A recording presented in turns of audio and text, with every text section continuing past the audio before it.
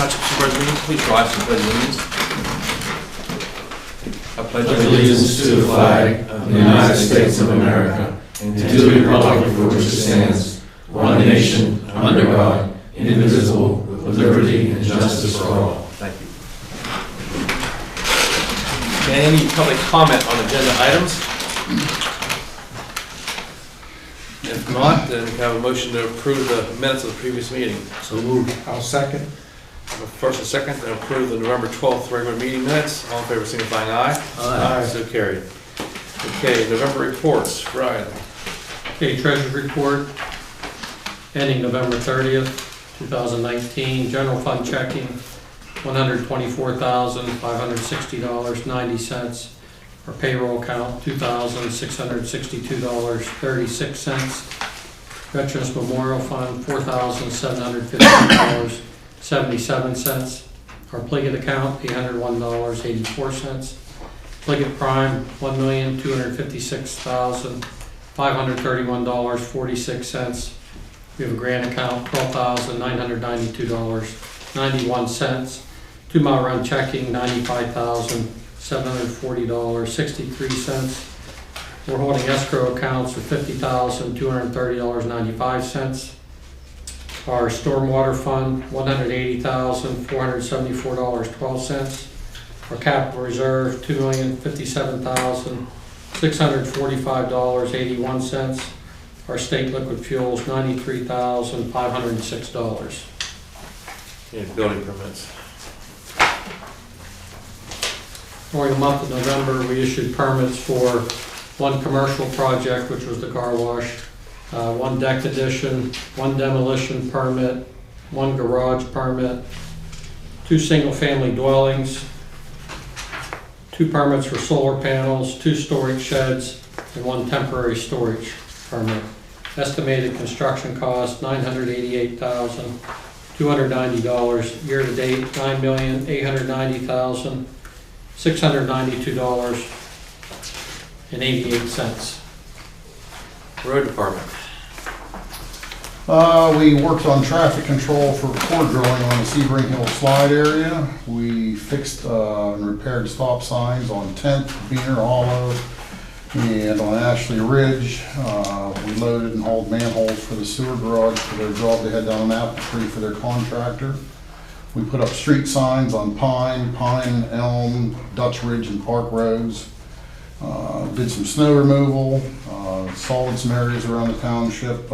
We checked roads for new weight limit signs and put up proper signs for that. We started trimming trees on Mudlick. We finished all of our repairs and maintenance on all of our salt spreaders and have them all in place right now. Serviced several of the police car cruisers and fabricated and some extensions on the sewer department salt spreader as well. Picked up and put tires on the police cars. Put away a bunch of our trailers for the winter time in storage, and serviced our backhoe and our skid loader. We're in the process right now of repairing our dumpster down here for the office, installed lights switch from the police station, made repairs here at the office on the roof. We're now in the process of jackhammering some floor out around our drains down in the garage to repair that. We have winterized our Hardy complex, our Ellis complex, Dawson Baker complex, and our baseball field as well. And we continue with our safety training. Okay, thank you. Okay, police report, Chief. Yes, sir. Police report for November 2019. Total incidents for the month, there was 300. Citations issued, non-moving violations, there was 66. Moving violations, I'm sorry, there was 66. Citations issued, non-moving violations, there was 3. Parking lot violations, there was 1. There was 13 traffic warnings issued. Criminal arrests for the month, there was 7. Total miles driven was 9,676. Total gallons of fuel, 743. Total hours worked were 3,028. Magistrate fines collected was $812.67. Okay, thank you. Okay, Fire Department report. 4 fire alarms, 1 accident, 6 calls for service, 2 assist calls to Highville,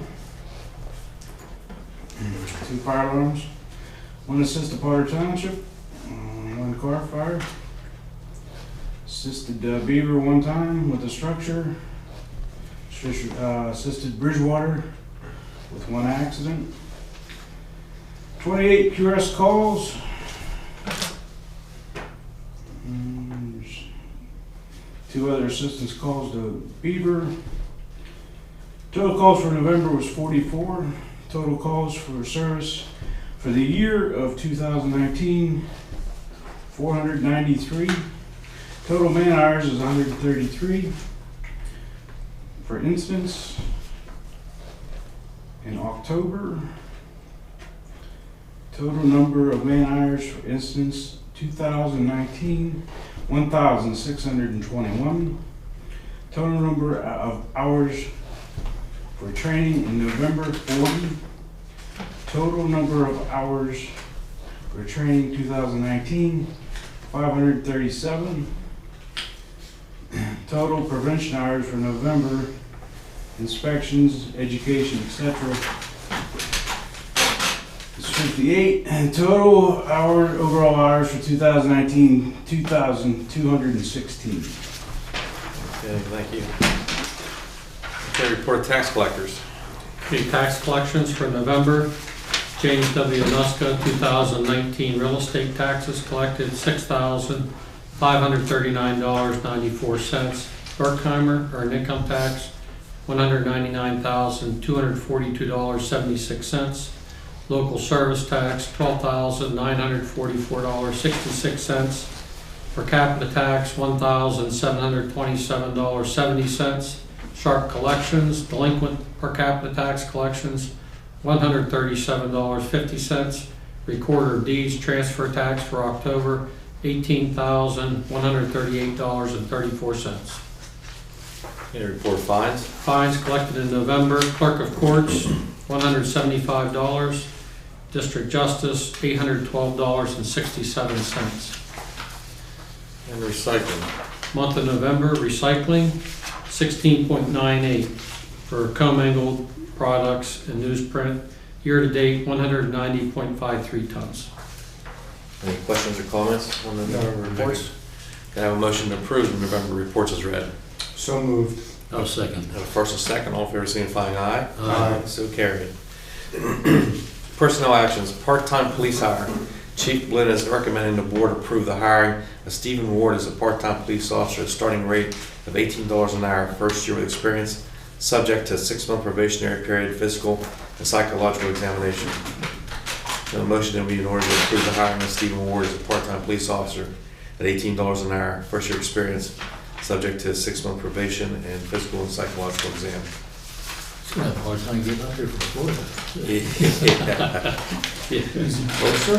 He's from Florida. His wife's from up here. Okay, so we're nearby? Yes. Good. I'll make the motion to approve his hiring. I'll second. Have a first and second, all in favor signifying aye. Aye. So carried. Authorize the purchase of a pickup truck. The 2020 budget includes the replacement of a 2009 Ford F-350 pickup truck. Proposal from Wright Chevrolet has been received for a 2020 GMC Sierra 3500 crew cab in the amount of $43,249.97 through CoStar's pricing. The trade offer of $3,500 for the 2009 F-350 has been made, reducing the purchase price to $39,759.97. So motion to be in order to accept the proposal from Wright Chevrolet for the purchase of the 2020 GMC Sierra 3500 crew cab in the amount of $43,249.97 through CoStar's pricing, and accept the trade offer of $3,500 for the 2009 F-350, reducing the purchase price to $39,749.97. I'll make that motion. I'll second. Have a first and second, all in favor signifying aye. Aye. So carried. Authorize the purchase installation of a camera security system. Proposal has been received in the amount of $4,219 for purchase and installation of a new camera security system for the public works area at municipal building. This includes the yard waste area. The system will provide recording and live surveillance at the police department. It is recommended the board accept a proposal from Don Sanders in an amount of $4,219 for the purchase and installation of the new camera security system.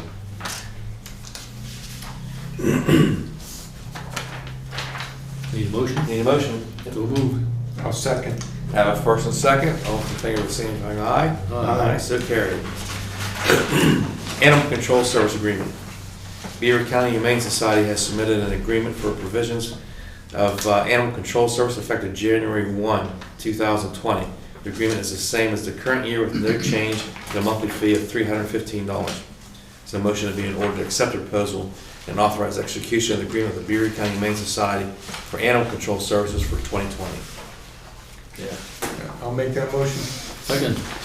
First and second, all in favor, signifying aye. Aye. So carried. Ordinance amending the non-uniform pension plan. An ordinance has been prepared to amend the non-uniform pension plan to change the definition for final average salary to be based on the highest 36 consecutive calendar months in lieu of the current highest 60 consecutive calendar months effective January 1, 2020. Cost study has been provided from PMRS to implement the change, with funding commencing January 1, 2023. After review, the board wishes to implement this change. The motion would be in order to authorize the solicitor to advertise the ordinance for consideration of adoption at the January 13, 2020 meeting. This would bring the township in line with what's going on already in the police, water, and sewer. Mm. Gives us some consistency. Yeah. So I'll make that motion then. I'll second. Have first and second to authorize the solicitor to advertise the orders for consideration for adoption at the January 13th, 2020 meeting. All in favor of signifying aye. Aye. So carried.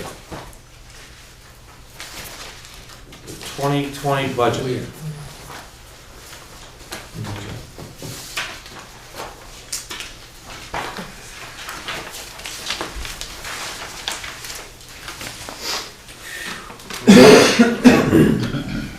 You guys ready? Where are we at? Right here. Yeah. Okay, the 2020 budget has been advertised for adoption. The board previously reviewed the budget on October 14th and November 12th meetings. The budget maintains a real estate tax millage rate at 12 mills. The following amounts are being proposed. General fund, $4,762,500. Stormwater fund, $418,000. Capital reserve fund, $2,129,050. State aid fund, $406,905. The police pension fund, $2,840.89. I'll make that motion to approve resolution number 2019-17, approving the budget. Second. Have a first and second to approve resolution number 2019-17, adopting the 2020 budget. All in favor signifying aye. Aye. So carried.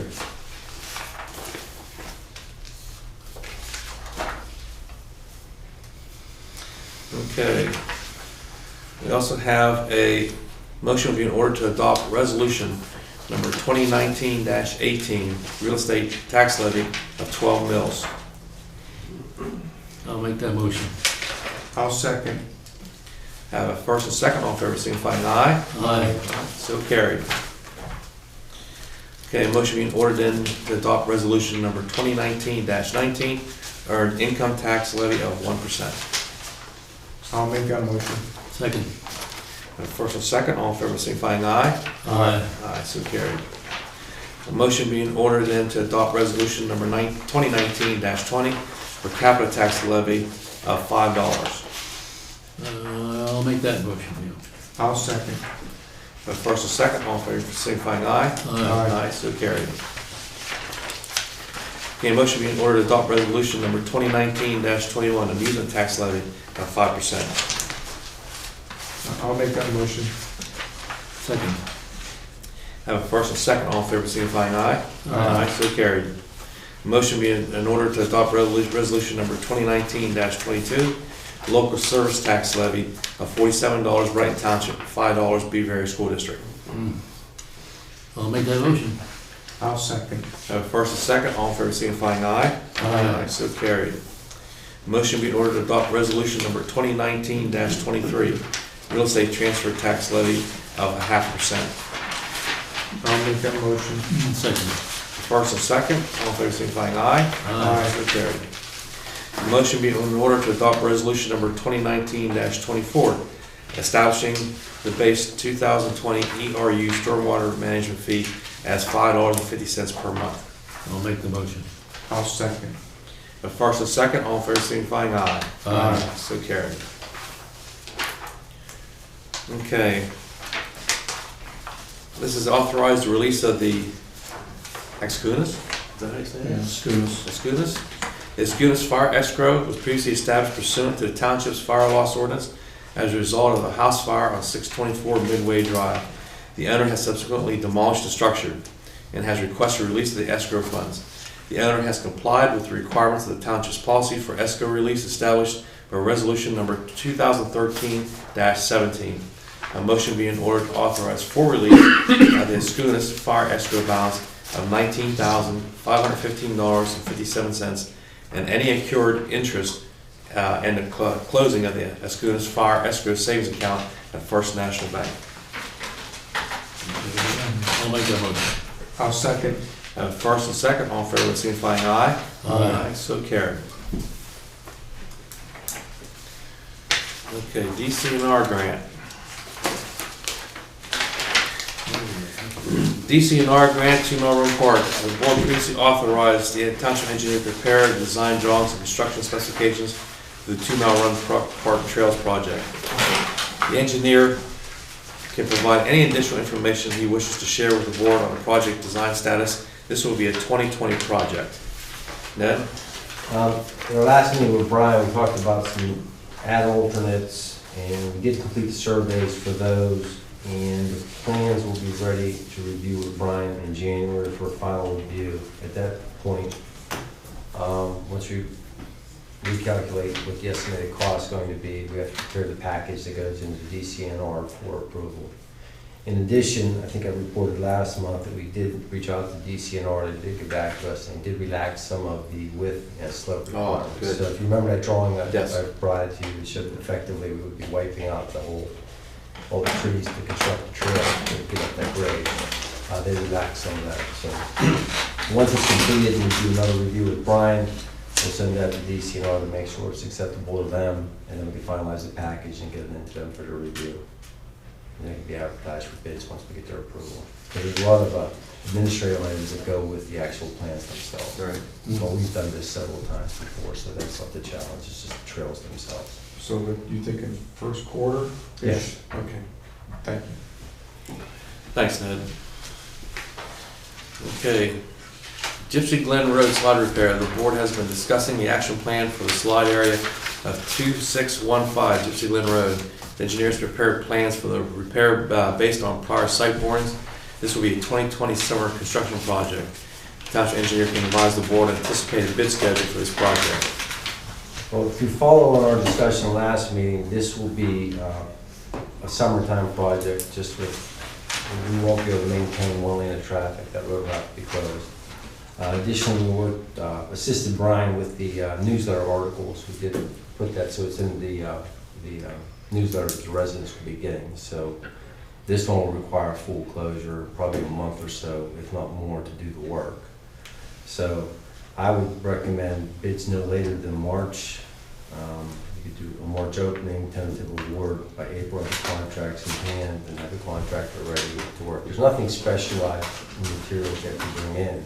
It's just really finding a location for them to dispose of the material they take out and bring the material in, which the bulk of it is going to be aggregate and like a shale soil.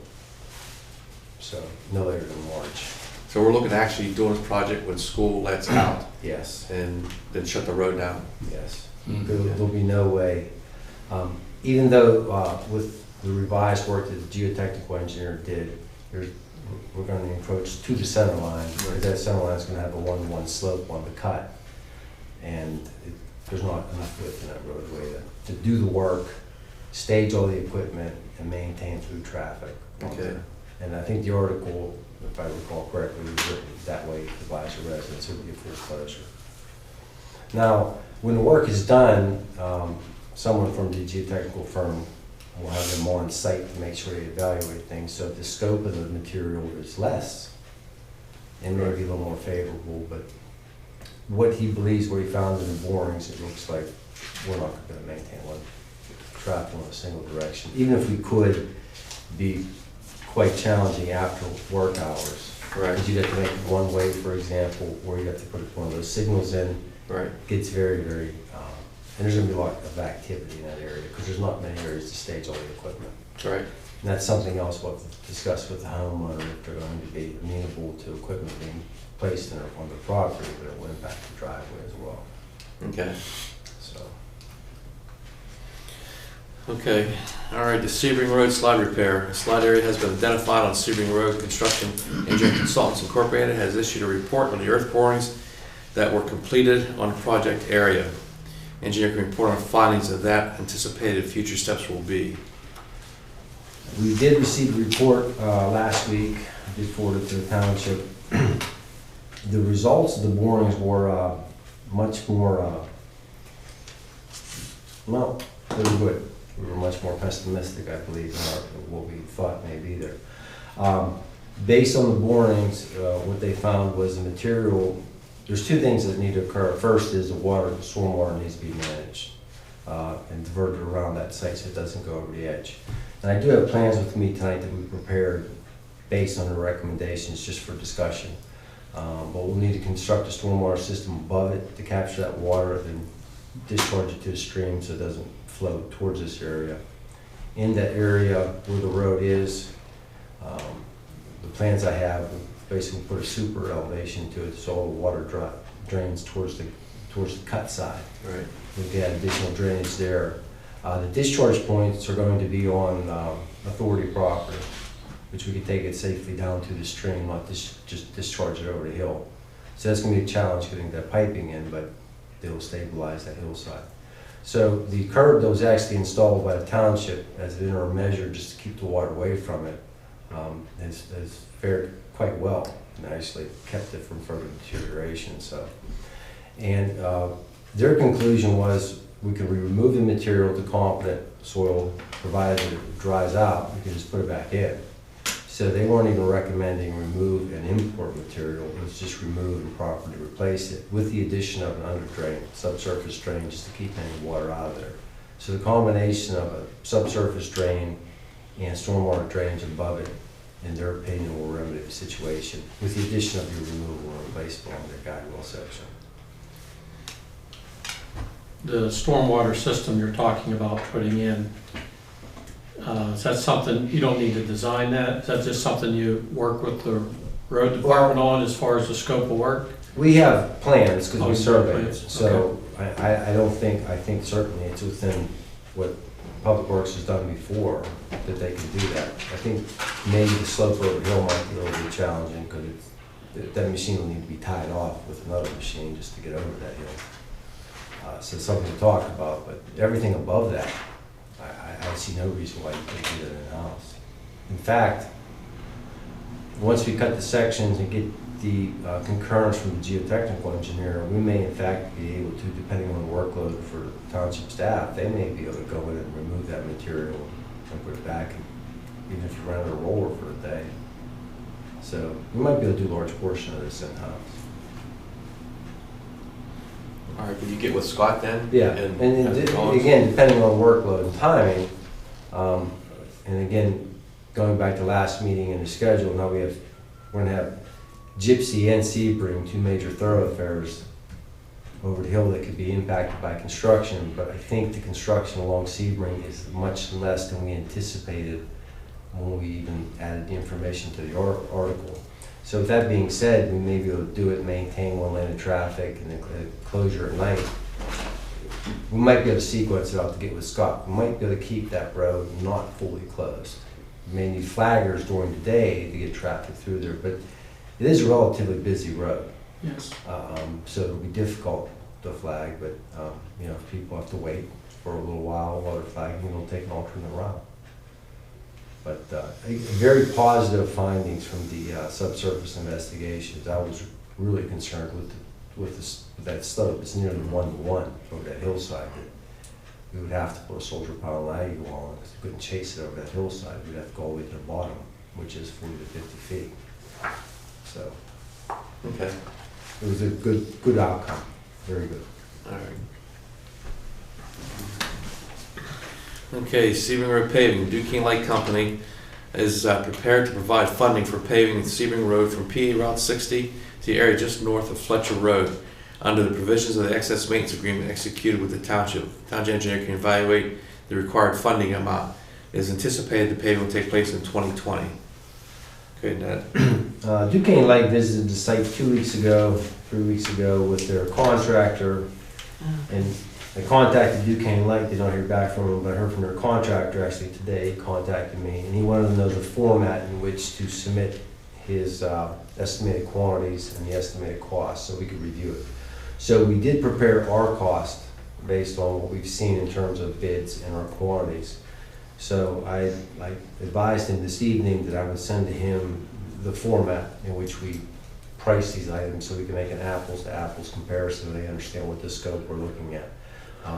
He effectively said they weren't sure how to present it, and my concern was, and still is, until we conclude this, is that their price per unit and our price per unit, they're both, they include the same scopes of work, because we have historic pricing based upon the scopes we always follow.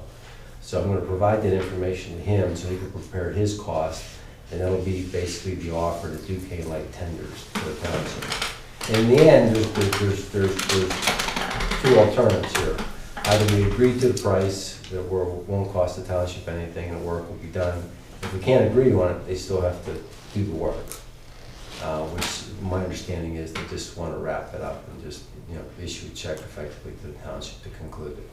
So the contractor you're using does a lot of highway paving.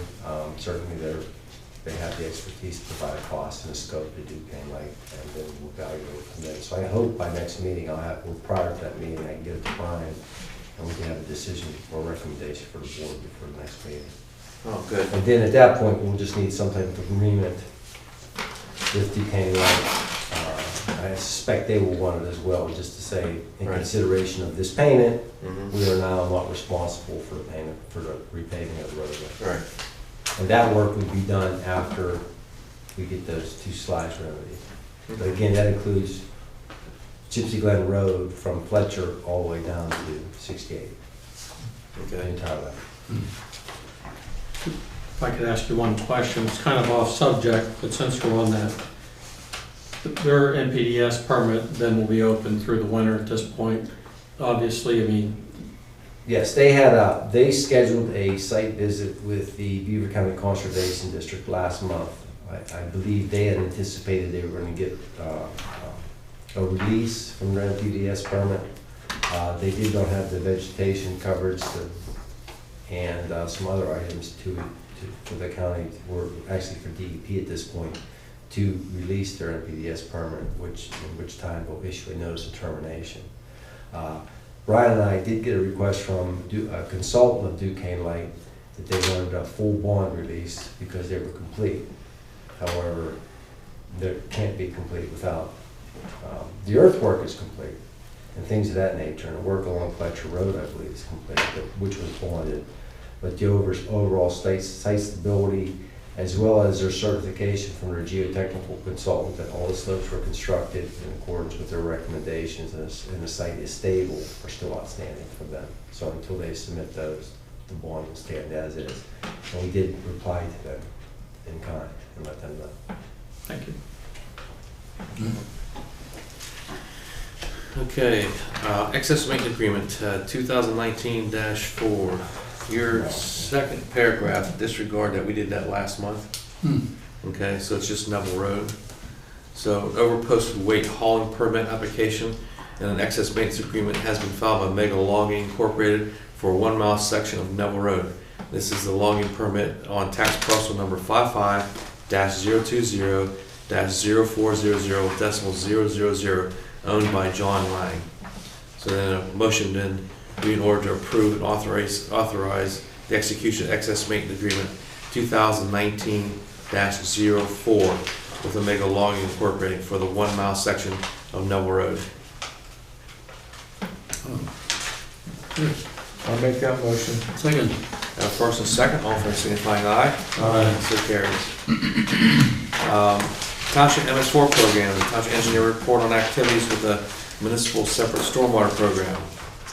The only thing we have pending at this point is scheduling, probably the first of the year, we'll be scheduling a meeting with Public Works just to discuss the findings. If you recall, we discussed the outfall, some of them that need maintenance, which can be done in the spring, and some of them that require some testing by advancing a camera to see what the source of that outfall, what that discharge is.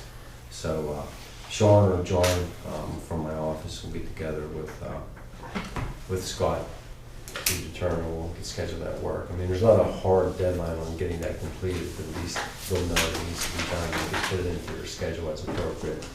Again, some of the items are just maintenance where it's washed out a little bit, needs some rip wrap and just needs some attention or cleaned, and some of the other work just needs further investigation. Okay. I'd like to maybe schedule another of your mock inspections. I know we did one a couple years ago in anticipation of, if we would ever get an audit.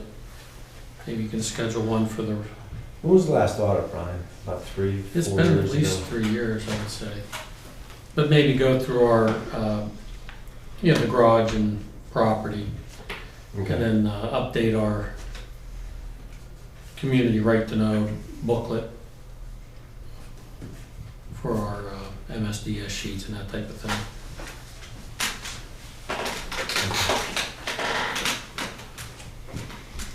Got it. Anything else?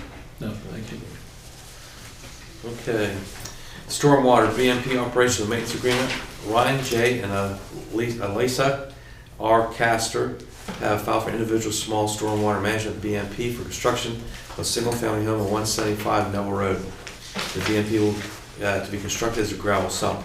So motion be ordered to approve agreement for individual small stormwater management BMP submitted to Ryan J. and Alisa R. Castor for a single-family home on 175 Neville Road. I'll make that motion. I'll second. Got a first and second, all in favor signifying aye. Aye. So carried. Thomas G. Smelter Jr. has filed for individual small stormwater management BMP for construction of a detached garage at 705 Barkley Hill Road. The BMP be constructed as a gravel sump. So motion there would be in order to approve the agreement with individual small stormwater BMP submitted by Thomas G. Smelter Jr. for a detached garage at 705 Barkley Hill Road. So I'll make that motion. A second. Have a first and second, all in favor signifying aye. Just down the road. So carried. Right next door. Okay, Brighton Fields Phase 1 Stormwater Pond retrofit. The township engineer has been authorized to prepare the design drawings and bid documents for the retrofit of the Brighton Fields Phase 1 Stormwater Facility.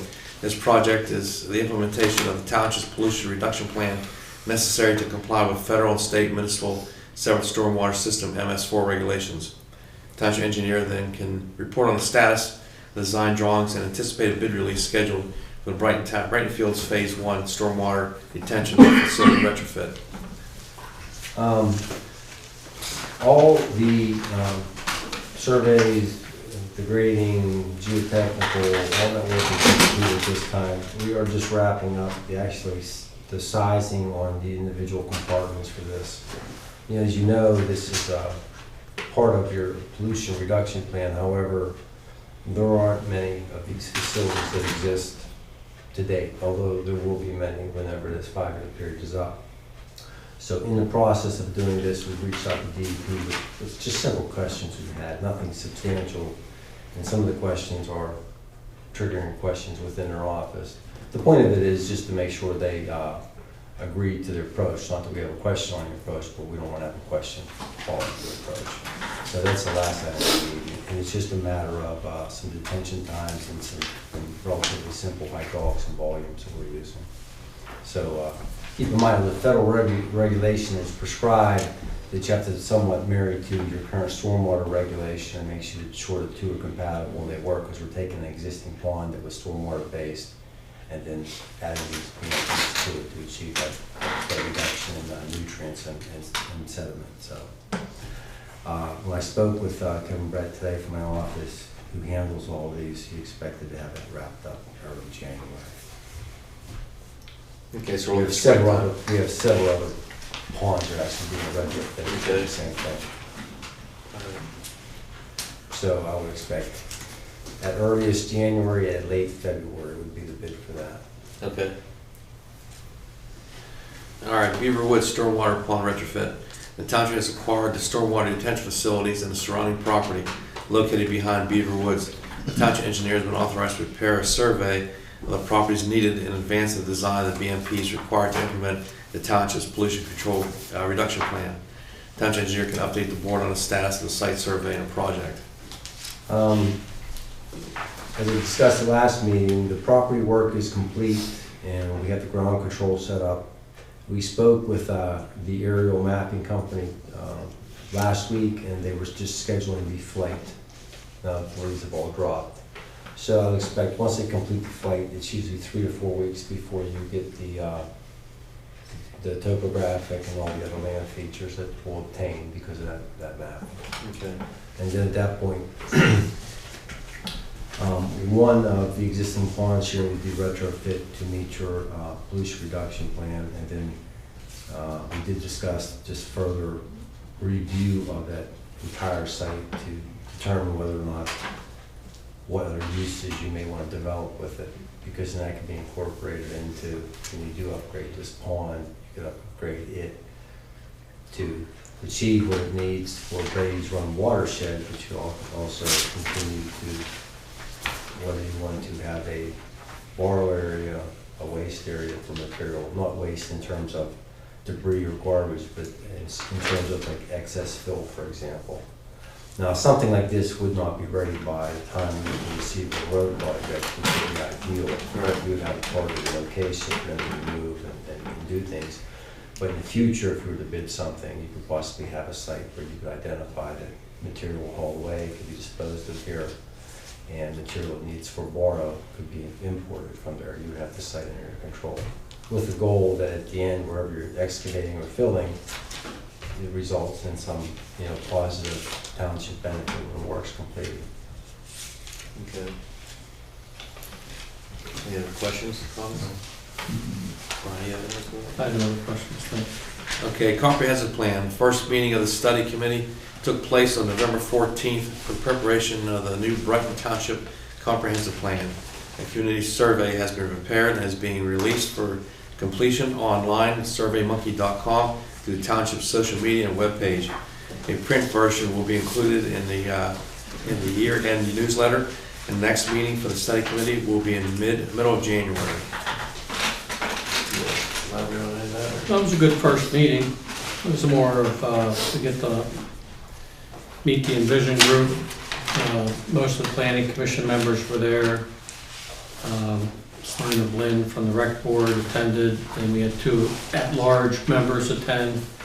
And they went through a series of questions similar to what will be on the survey, kind of with each of the participants.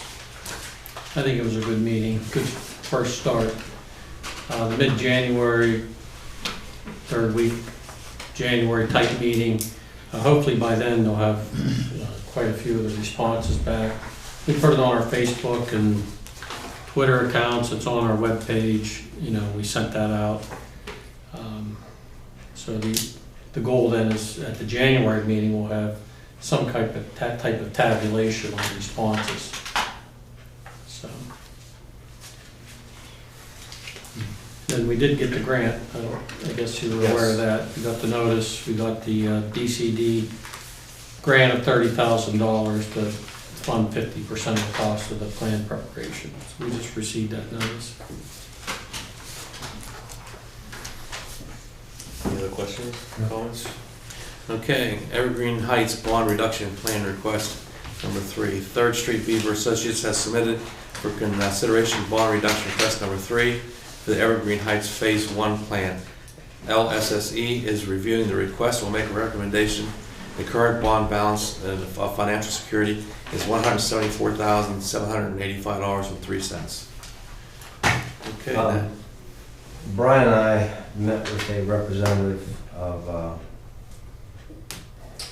we met with Mr. Albertina the day before Thanksgiving to discuss a prior bond reduction. Subsequent to that, Mr. Albertina and I have exchanged emails regarding various items and the status of work. The biggest item that comes into question at this point is this project was designed around rock sumps, so it does not have like a single stormwater pond like you typically see. So a single stormwater pond remains in operation, so to speak, until the plant's completed and is converted from erosion sedimentation control basin into a stormwater pond and subsequently cleaned. So one of the questions that came up in our meeting with Mr. Albertina was, with what they have, with the work that's completed out there, can these sumps be placed with each individual house? So it's a question that just came up, because keep in mind, this was submitted as a plan. What I mean by plan, it included all the lots. Right. It wasn't submitted as individual sumps.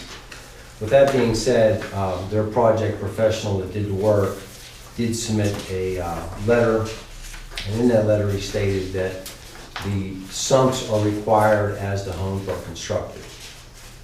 So as each home is built, each sump gets constructed to mitigate or offset the increase in runoff due to the impervious surface that's being added. The difference in this particular application is the township has a standard detail for a sump size for our small projects, they go small stormwater projects, to which you reviewed tonight. These sumps are larger than what is on those that typical graph, because they're designed to a 100-year storm event, because that's a requirement of your stormwater management plan. Additionally, to get the BMP credits from DEP and to get their NPDS permit approved, again, it increased the volume of those facilities. With all of that being said, Mr. Albertina did bring up a point which is, I think, is a valid point and worthy of discussion, is the fact that initially they did place a bond for these, stating that they would carry a bond and they would make the installation of all of these. As their professional stated, if the houses are constructed, they need to be installed. He took the position or asked the question, can this just go with the house construction? Meaning when someone comes in for a building permit, they're told they have to put in a rock sump with their home when it's for sale. It must be inspected when it's installed. So as the houses are constructed, the sumps are installed. It was a valid question, and I think it's one that I have never been posed, and I don't think it's one that the township was actually posed. With that being said, I guess it's worthy of a discussion. When someone comes in for a building permit on a new home now, they do rock sumps. Now it's a different, I want to be clear, it's a different approach. Now, this professional already outlined the size for each lot and the amount of impervious area that goes to that. So if it were to change, it may need to be looked at. However, we do have a guideline for each lot. So if they come in for lot 2, we know the size of the sump, we know that it needs to be installed. So Mr. Albertina was asking, do I have to carry a bond on all of these? Since all the grading and all that work was done, I'm going to have a bond outstanding showing that these need to be completed. But on the other hand, if they are never built, I don't need them. That's what his professional is stating. And if they are built, when they come in for a building permit, they'd be required to put these in. Now, they only have one builder there, correct me if I'm wrong, Todd. Yeah. So it's an exclusive builder. Now, that's not to say that they can't change. But there's an instrument in place through the building permit process where they would have to come in for each lot to secure a building permit. And at that time, they could be notified, this is the size of the sump that you need to install, and this is where you need to install it. So it does add more of an administrative burden on the township, just making sure it's kept track of. But I didn't see anything in the ordinance that stated this. I mean, typically when we have land development, the stormwater component is just wrapped in there and it stays there until it's done. Since these rock sumps are relative to each individual lot, even though it's part of the whole plan, they sit on each lot and become the responsibility of either the HOA or could potentially be the responsibility of the homeowner that purchases it. It does generate a question. Can I ask a question? The letter from Larson Design Group, does it essentially say the project's in compliance with the stormwater management retention requirements as is, and they don't need to add any additional retention until such time as the next home's built? I have it right with me. It actually states, per the approved land development plan for Evergreen Heights and associated post-construction stormwater management report, the proposed gravel sumps are only required once the proposed houses are constructed. So, once, the way I understand that opening statement is very clear. They're saying they are only required once the proposed houses are built. So, I mean, we could ask them just to clarify and be sure, but I think it does get to the point. If no houses are built, no sumps are required, based on their stormwater computations.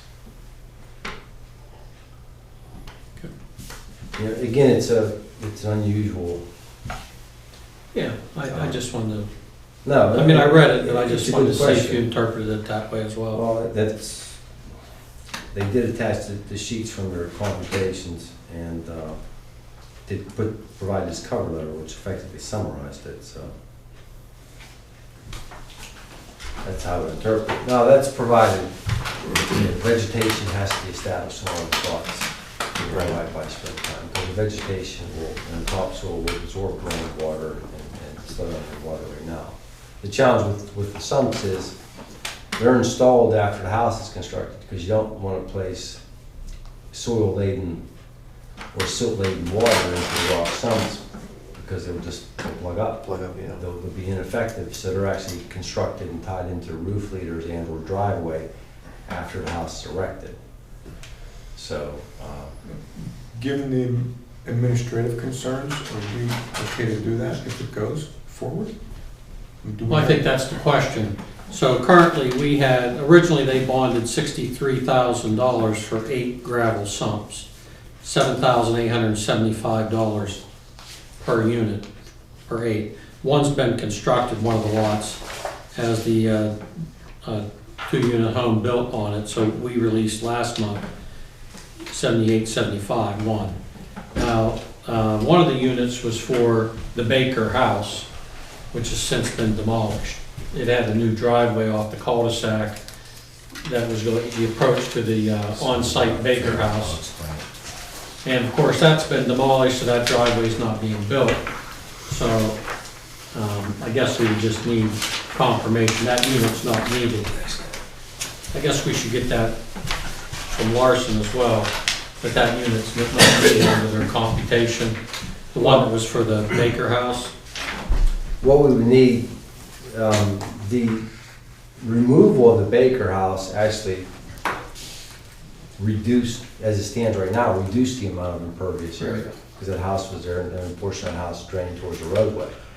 But I do agree, if they want to eliminate that particular sump, then they would have to verify that that sump is no longer needed, which I suspect it I would no suspect longer it be. isn't, but Larson should confirm that in writing. They would have to confirm that in writing, yes. So that would leave 6 remaining sumps for the other buildable lots, 5 for buildable lots. There was 1 sump for the driveway. 2 driveways that go to, I forget the lot numbers, 5 and 6, the 2 flag lots. So the question to the board is, are we going to continue to require that we escrow those sumps in their bonding amount, or not require it? I mean, that's really the question. I mean, they were originally included, as the engineer said, because it's part of the overall stormwater management plan for the plan we approved. And then that was in the original bonding estimate of public and private improvements. So,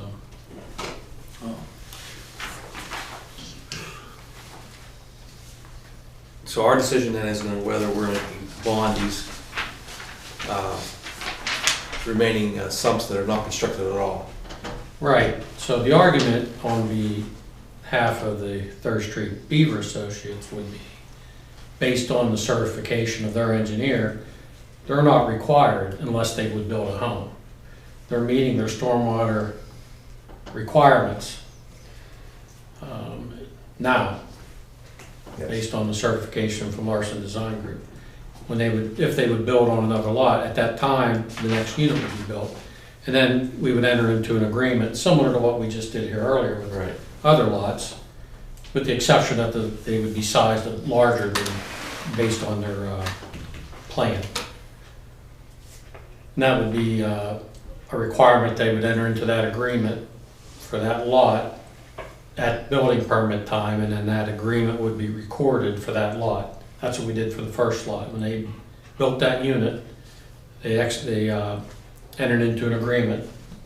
The builder buys the lot, so the agreement was with the builder, because he bought the lot, and then come in for the permit, then executed the stormwater agreement with the township. And then that was required before we issued the building permit.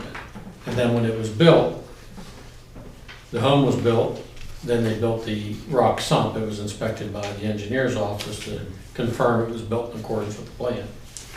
So that first lot was built in accordance with the plan. So the question is, can we follow that same method without the requirement of bonding? Since it's a condition of building permit. So in other words, as he sells those lots, that builder would have to come in then and fill out the really report, the paperwork for the building permit. But within that is that rock sump that he has to apply for. Yes. Any administrative cost that goes with it, goes with that building permit then. Right, so the builder would be, well, he's gonna file for the permit, he's gonna sign the agreement, because he's the current landowner. Right. The landowner signs the agreement, so as it's set up now, the builder, they have an exclusive builder, he buys the lot, then gets the permit. You know, if that changed in the future, whoever owned the lot would have to come in at building permit time. Right. And execute that agreement, and then they're required to build it before they get occupancy, Right. so. I think the main concern, for us would be as long as we're protected. In other words, the house doesn't go in unless the rock sump's gonna be put in along with it. And what kind of insurance do we have for partial construction? Something happens in the process and now you have a shell Well, before you have the rock sump, because it's not constructed. The way those agreements are written, I've read the small print recently, but I do believe, the engineer can correct me, it states in there if they fail to build it, the township can have it constructed and liened upon the property. Okay. Yes. So they're signing an agreement that they're gonna build it, and it's recorded. So it runs with the land. If for some reason during construction, they sold that to another builder or whatever, that's running with the land, so it's always gonna stay with the land. Okay. And that agreement gives us, the township, the right to enter upon the property and see that the improvement's completed. Good. I mean, as the chairman said, our goal is to make sure we have approved the plan, and it's our obligation to see that that plan's constructed in accordance with what's been approved. Okay. So that's why we always get the bonding. I mean, there's no greater security than having money Right. or some type of financial security. So that's why we bond improvements, public and private improvements. So that's why they were bonded initially, because that's our best guarantee, money. We have someone's money, so we know they're gonna do it, because they don't get their money back unless they do it. In this case, they're asking us to release the money on the basis that we have other ordinances on the books that require that improvement. I think I'm summarizing that correctly. Yeah. Yeah, that's true. I mean, it's the first time we've been faced with this request, and then, we'll just have to, Change it to Yeah, the ordinance. Because the implications are, we're putting a letter of credit up, and we'd like this to get, that money's just sitting there, it's tied up. No, I understand. And that's really from our perspective, some cost, which really isn't serving any type of need. We just have to make sure we have a method of guaranteeing the plan's implemented in accordance with its approvals. That's our obligation to the community. The thing is that, and I think Brian's pretty much stated, I think, is that we still have on the books the legal recourse to make sure this is done on every lot. Well, and that's why I wanted to talk about this. That's a challenge, and Todd and I have talked about this. The problem I have is I can't do a bond release on something that's not done.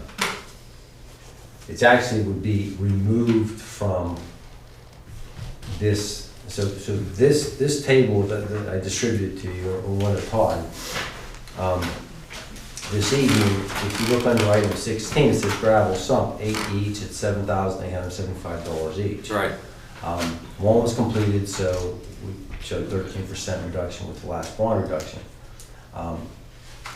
If I were to put 100% in there, it would be misleading because they're not 100% complete. So my certification goes to the bank. So this gets a little bit awkward too. When I write these letters to you, I'm representing to you, this is done. And then your recourse is, if it's not done, no, you gotta release this money and the work's not done. So that's why the open, discussion about this. As I said, and I apologize for the length of this conversation, but we've never had this come up, and maybe we'll have to, address it in the future ordinance revision or something. But you do have a mechanism in place in your ordinances to do these as they come up. Now, to answer Mr. Patassio's question, you can, if there's a concern, you always keep one in your pocket. So if someone were to take it out and they didn't finish, you have a bond to make sure that one's done, and you don't release no more building permits until it's done. You'd always run ahead, Right. If you understand. Right, that's what I was wondering. What I we mean, could, that's one way that you could like really Brian, effectively get rid of all but one. right, that's the problem I'm saying is, our only guarantee and protection of the township is the bond. Relative to this project, yes, there's no other remedies absent Right. this. So the two tables I gave to you, and I didn't do a formal letter on this because I don't want to make the file confusing. There's a 3A and a 3B. The 3A shows basically where we're at in terms of what we feel the reduction would be based on the work that's completed and based on the measurements we completed.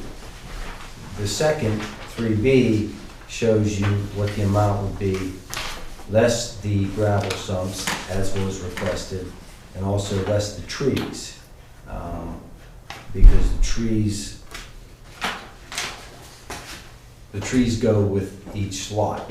So you don't install the trees until you build on the lot.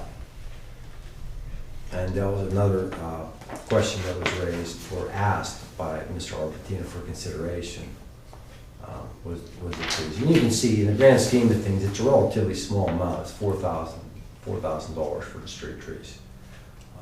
We're talking about a 220, near $250,000 bond that was in place initially. But you can see the impact it would have on the bond amount. The bond amount with the sumps is $157,000. The bond amount without the sumps is $98,000. But I like the idea of holding one back as insurance though.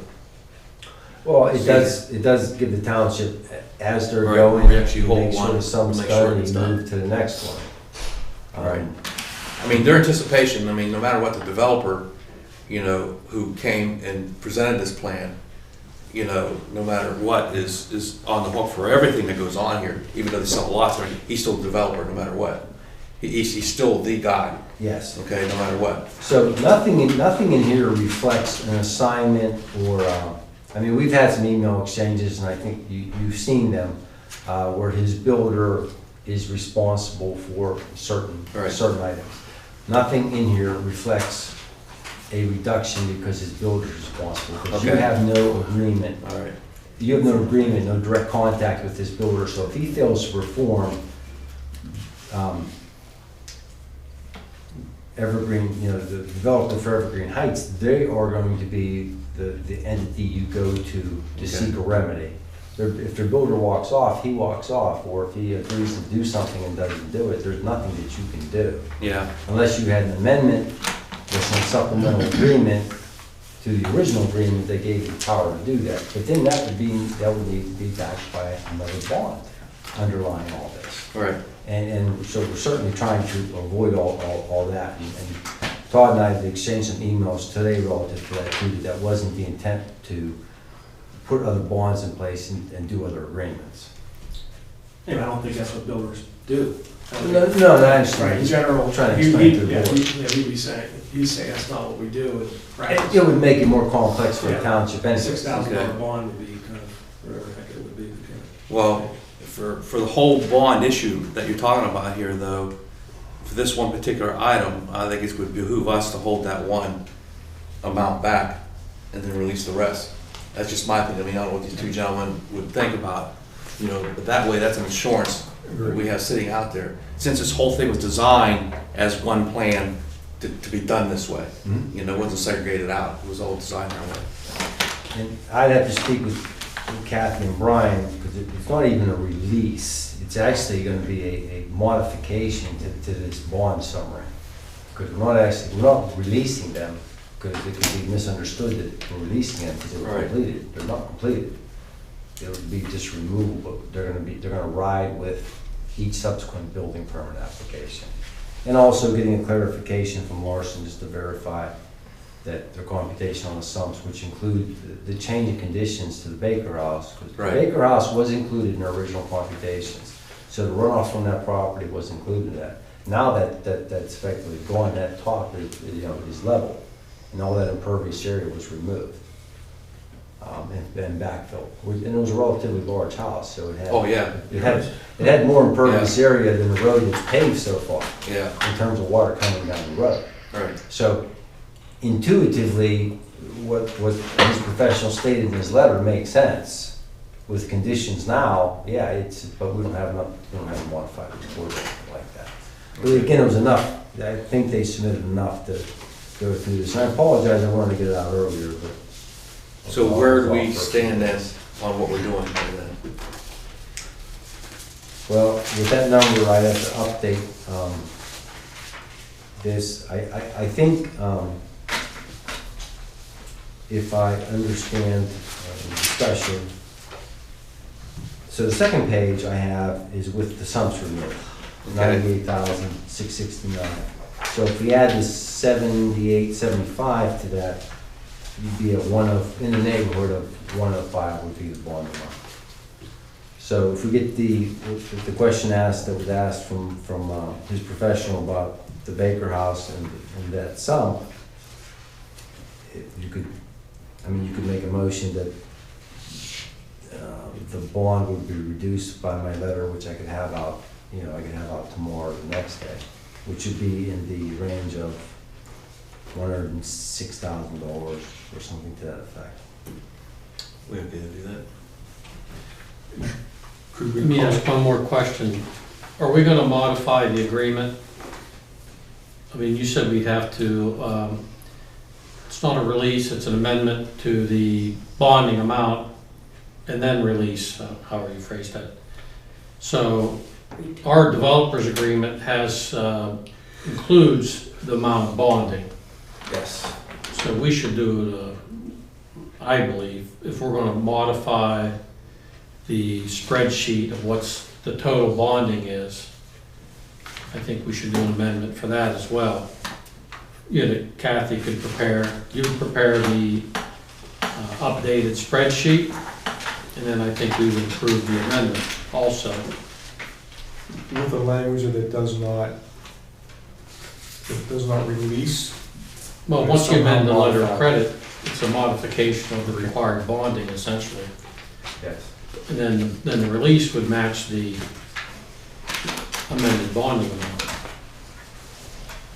Yeah, it I would mean, have to I'm be. making it a little complicated maybe, but I No, think it it's the would just have best to be way. changed because think it's the these best way go to to go. when you do have a bank involved, they go to the bank. So it's a representation by the township. What Brian typically does, once I do a bond reduction to the township, then Brian then sends a letter to the developer saying that the board on this date acted and took this action to reduce that.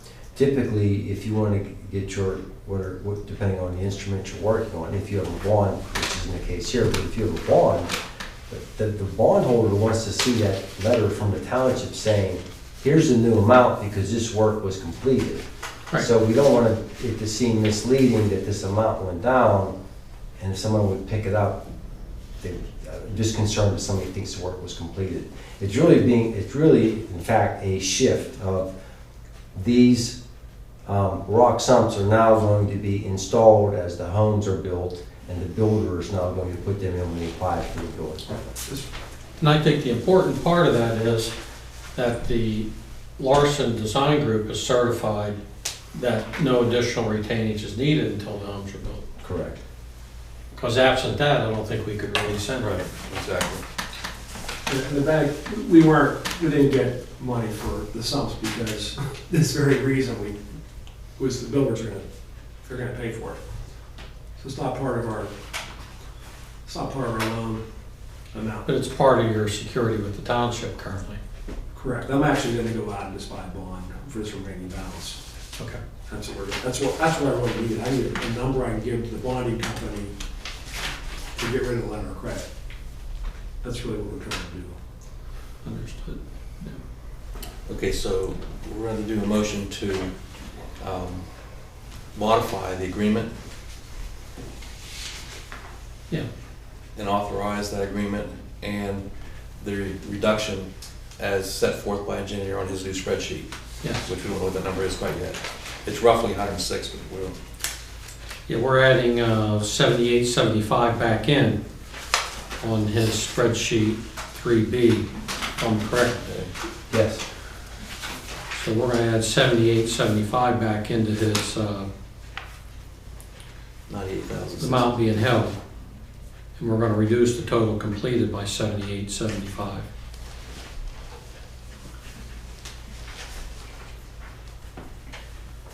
And then if the solicitor's going to prepare an amendment, right, Kathy? Correct, yes. Based on the new spreadsheet the engineer's going to provide. And I think somehow in there we should address the certification from Larson Yeah. also. I want to make an attachment. Right. Okay, then I need a motion and a second then to authorize the engineer and the solicitor to write up the modifications and the new spreadsheet, and then for the new bond release to be determined by the engineer upon calculations, and then also the letters from Larson Design Group, stating the fact that they have authorized this is true of what's going to happen with the water runoff there for stormwater. I'll make that motion. A second. First and second, all by signifying aye. Aye. So carried. Okay, lot consolidation. This is the Beaver County State Police Barracks. Application has been made, has been filed to consolidate two lots, tax parcel number 55-152-0133.000 and 55-152-0133.001. Both owned by R.E.D. Mantini LLC. The lots are being consolidated for the land development application that has been filed for the construction of the new Beaver County State Police Barracks. The township engineer has issued a review letter dated October 10th, 2019, stating the plan conforms to the township code. After meeting with the December 2nd, 2019 Planning Commission, has recommended approval of the State Police Barracks lot consolidation plan as prepared by Geotech.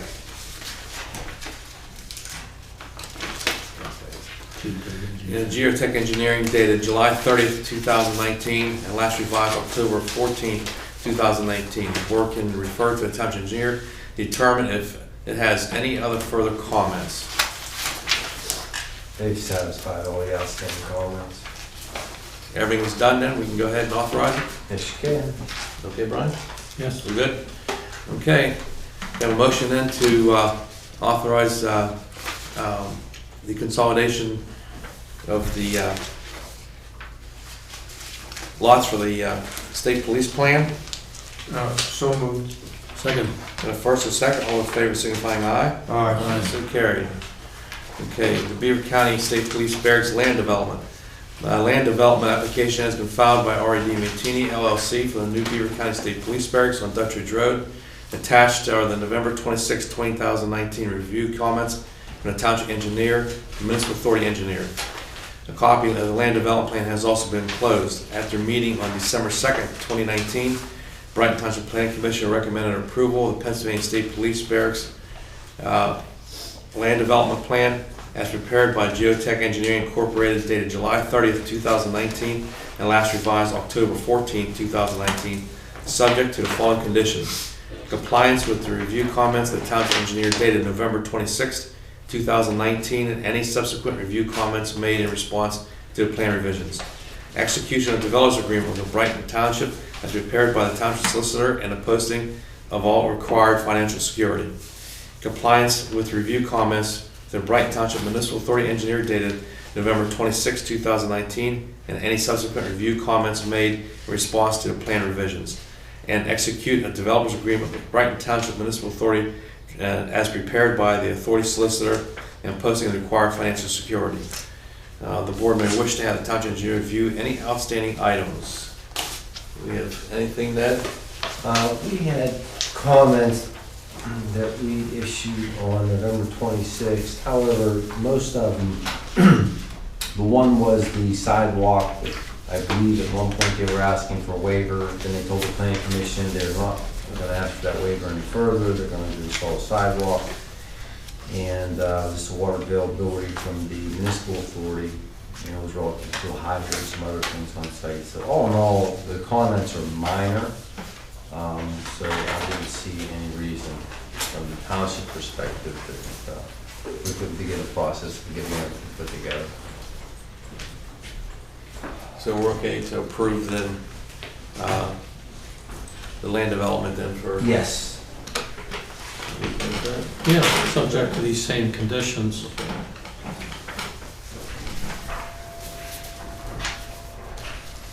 Okay. You gentlemen okay with that? Yes. We'll make the motion then subject to the conditions given. So moved. I'll second. First and second to approve the land development application filed by R.E.D. Mantini LLC for the new Beaver County State Police Barracks on Dutch Ridge Road with the previous comments recorded as compliance. All in favor signifying aye. Aye. So carried.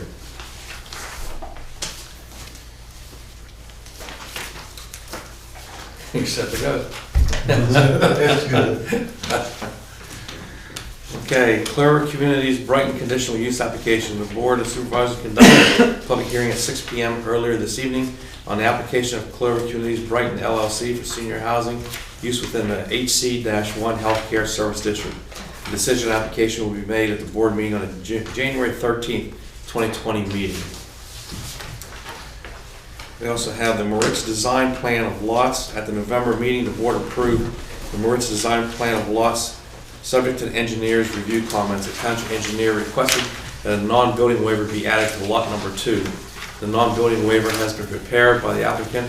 The planning commission approved the planning waiver of non-building declaration at their meeting on December 2nd. So the motion now will be in order to approve the request for planning waiver and non-building declaration for lot number 2 on a Moritz design plan and authorize the chairman to sign the form.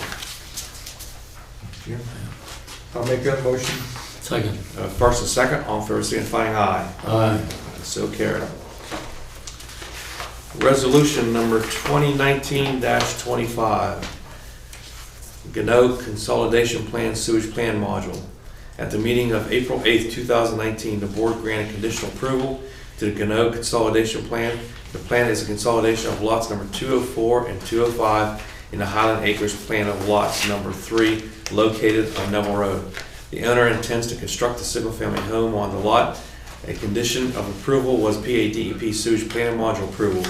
The application has submitted the module. The applicant has submitted the module documents for submission to PADEP.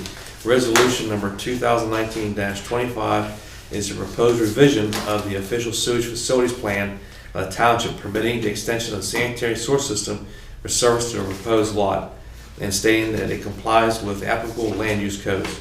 It is recommended the board approve resolution number 2019-25, authorizing the submission of the PA DEP sewage plan module for the Ganos consolidation plan. I like that I'll second. motion. Yeah. I have a first and second. All in favor signifying aye. Aye. Aye, so carried. Resolution number 2019-26, Fond View Circle dedication in Aspen Fields Phase 3. Rhonda Holmes has requested to enter into a dedication of Fond View Circle in the Aspen Fields Phase 3 plan. The final paving has been completed and the township engineer has issued a report dated December 2nd, 2019. The engineer can report on his request and advise the street is completed for dedication. Okay, Ned, It's done. we're ready to go. We're ready to go. Okay. Young bud did the work for him in the paving, so they came out, took care of they were minor items. Okay. So then a motion to be in order to approve resolution number 2019-26, accepting the dedication of Fond View Circle in Aspen Fields Phase 3. I'll make that motion to approve resolution number 2019-26. No second. First and second, all in favor signifying aye. Aye. So carried. Okay, ordinance to amend the traffic code. The board is accepting Fond View Circle in the Aspen Fields Phase 3 plan lots as a public road. The ordinance will need to be prepared to amend the Brighton Township Code, Chapter 189, Vehicles and Traffic, for the adoption of traffic control signs to include stop, intersection, and speed limit signs. The township engineer provided the documentation for necessary traffic control signs. So a motion then would be in order to authorize the township solicitor to prepare and advertise an ordinance to amend Brighton Township Code, Chapter 189, Vehicles and Traffic, for adoption of the traffic control signs to include stop, intersections, and speed limit contained within the Aspen Fields Phase 3 plan. I'll make that motion. I'll second. I have a first and second, all in favor signifying aye. Aye. So carried. Okay, any additional business, Ned? That's all I have. Kathy? I do have just a couple items. The township has had citations issued under our property maintenance code, the International Property Maintenance Code, our chapter 148. We had a hearing in November with Oreo 2. We even talked about that earlier tonight. I believe it's just down from the magistrate's office off of Western. This is a building that, by all accounts, desperately needs to be torn down. I talked to Nick Yurk, who represents Oreo 2 today, and he has he is being asked to file an appeal, but he does want to see if an agreement can be worked out that they will tear down the building within a specific time period and ask for consideration of the fines that were issued. There were 6 different counts, 6 different citations entered against Oreo 2. One of them was on grass. Since the grass had been mowed at the time of the hearing, the magistrate did throw that one out, but did enter an award for 5 of the citations, which would total $1,500. So I just wanted to bring that to your attention. I don't know what the time period is going to happen. Nick Yurk indicated that he would talk to his client, because I stated obviously the sooner the better, as we are concerned about this building. The other matter is real estate for retirement. This is both a sewage enforcement issue as well as a property maintenance code. We have had a hearing scheduled, but that hearing had been continued. The one on the property maintenance code, chapter 148, is set for tomorrow morning. The one for the sewage enforcement for the magistrate's schedule is not scheduled till the end of January. So obviously I'll keep you advised of those as well. Okay. Anything else for additional business? Mark, you all right? Mark, good. Jim? Brian? I do not. Okay, any public comment? I'd like to thank you all. Hopefully I can get started. In the middle of winter? Nah, it's gonna be next year. Oh, For the okay. building. But I also got one in the Edinburgh, so I gotta go up there and start the same process. Oh, wow. All right, can I have a motion then to ratify the November bill list? So moved. I'll second. Have a first and second, all fair signifying aye. Aye. So carried. Motion for adjournment. So moved. Second. Have first and second for adjournment, all fair signifying aye. Aye. We're adjourned.